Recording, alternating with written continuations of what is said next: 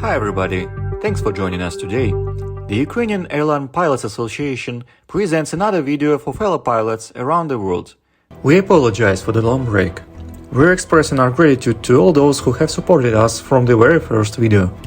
Now all the efforts of the Ukrainian Airline Pilots Association in cooperation with the State Aviation Administration of Ukraine are aimed at maintaining the qualifications of our pilots. In the absence of flights, our instructors are ready to train pilots on simulators for free. Many thanks to the training center Simira, SIM, SAS in Paris, which provided the opportunity to train our Boeing 737 and Boeing 767 pilots free of charge. We are currently looking for simulators for pilots of Embraer 190, Embraer 145 and Boeing 777.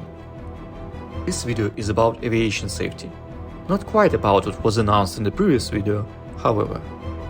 When the script about incidents and accidents investigation in Ukraine was being prepared, it became clear that the viewer needed to be prepared. Prepare not for scary photos, they will not appear in the next video.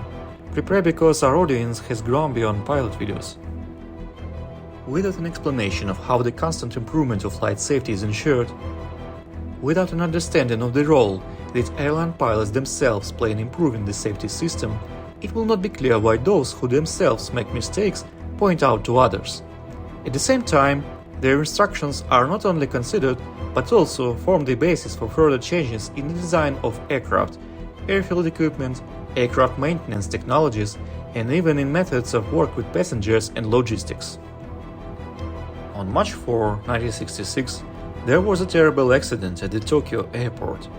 While landing in difficult weather conditions, a DC-8 aircraft crashed on flight CP402 from Hong Kong to Vancouver with a scheduled stopover in Tokyo. 64 people died, 8 survived. Immediately after that, a lot of planes heading for Tokyo diverted to alternate airfields. Among them was a Boeing 707 flying BA911 on the London-Montreal-Tokyo-Hong Kong route, which 17 hours after the DC-8 crash literally fell apart shortly after takeoff from the same airport, but in clear weather. Everyone died, 124 people. We will leave the links of this mystical chain of events at the end of this video. Let's pay attention only to the fact that according to Wikipedia, both tragedies occurred through the fault of the pilots. But from the very beginning of aviation, from the moment of its inception, the question of safety has arisen. The romance of the sky was destroyed by the unreliability of the first designs of bodies, engines and control systems. Then, the profession of a pilot was directly associated with such a human quality as courage. We assume that ones who fly the airplane are brave enough, however, the passenger needs something else. Everyone has paid for a romantic trip, but with a safe outcome. Thus, the aircraft manufacturers had to make them safe. And not just because they care about people, business, money. Even the engine's premiums are much lower for those who operate new and modern aircraft. How to build a reliable modern aircraft? At the time of the disasters in Tokyo, this problem had already been solved. Was the flight safety the first to implement a reliability theory? No, definitely not the flights were the first use case. The theory of reliability ensured the safe use of atomic energy for peaceful purposes. Nowadays, nuclear power plants generate huge amounts of gigawatts of electricity. But an achievement of theoretical science quickly finds application. Reliability is already built into mechanisms and systems at the design stage. Reliability is already built into the operation technology of these units and systems. Reliable aircraft, that means a safe flight. Is only an aircraft reliability enough? Both disasters in Tokyo show that it is not. Although, maybe it would be possible by blaming the crew to strengthen the training of pilots for flights in adverse weather conditions, to put pressure on discipline, responsibility, and that's it, forget about the rest. Now there will be no more disasters. We continue flight operations. We rely on the reliability of aircraft systems and on high professional and moral qualities. No, the flight safety in civil aviation is achieved in a different way. The crash of flight CP402 on March 4, 1966 occurred with an absolutely serviceable aircraft, which the pilots flew below the approach profile, below the glide path in bad weather conditions. The crash of flight BA911 on March 5, 1966 occurred with an absolutely serviceable aircraft in visual flight in clear weather. Not a single black box would be able to unravel the causes of these disasters. And the question is, who might be able to do that? September 1991, USSR. In one of the airlines which operated the N-24, there was a planned debriefing. Particular attention was paid to the catastrophe of the same type of aircraft that occurred on March 23 while landing at the Navai airport. N-24 had been flying from Tashkent, fully serviceable aircraft. The weather was beautiful, sky clear. At a speed of 310 km per hour, which is more than 100 km per hour higher than required landing speed, the plane touched the surface of the runway after flying over almost half of it.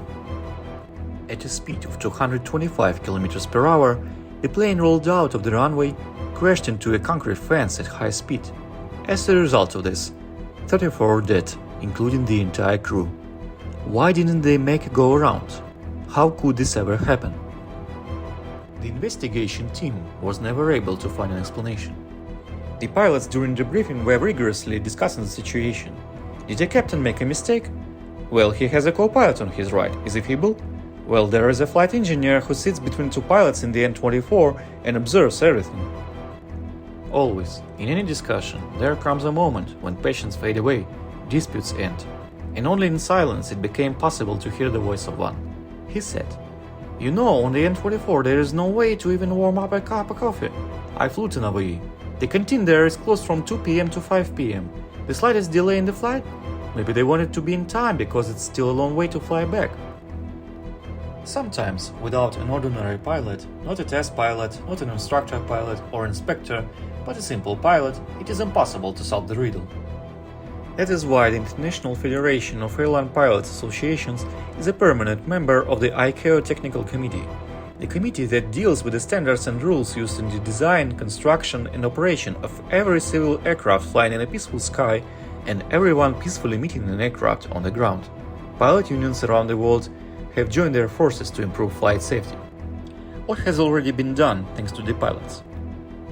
Back in 1953, centerline runway approach lights were developed, and then, with the direct participation of the pilots, the approach lights turned into a complex but anyway intuitively understandable runway approach light system.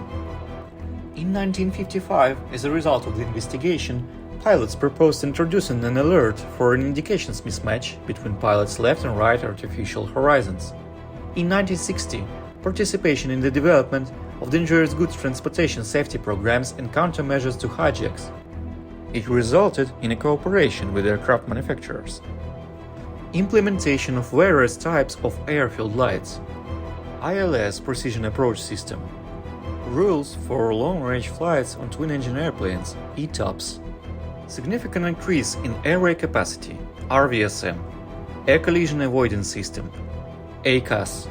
Around the world, not a single aircraft is designed without the participation of airline pilots, besides, of course, an import substitution.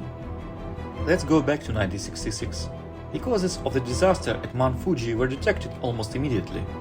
During search and rescue operations, crews reported very strong turbulence. They were forced to return to an airfield. After landing, engineers had read the G-forces from +9G to -4G. Even military aircraft are not designed for such overloads.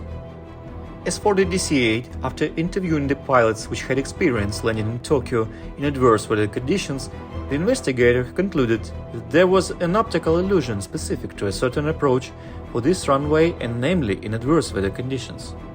Two terrible catastrophes and no mysticism. However, we leave the material for discussion and comments for fatalists and hoaxers.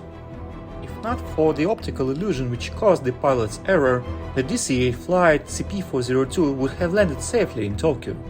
Airport controllers would have no doubts about the correct operation of the landing radar. Other planes would continue to arrive to the airport. The Boeing 707 flight of British Airways 911 would not have flown all night to the alternate airfield in Fukuoka, and in the evening of the same day would have taken off for Hong Kong. In the evening, in the dark, there would not even be a thought to demonstrate a beautiful view of Mount Fuji at a low altitude to the passengers of Flight 911. There would not have been such a fact. 17 hours after the first crash, at the 17th minute of the flight, the plane was torn apart.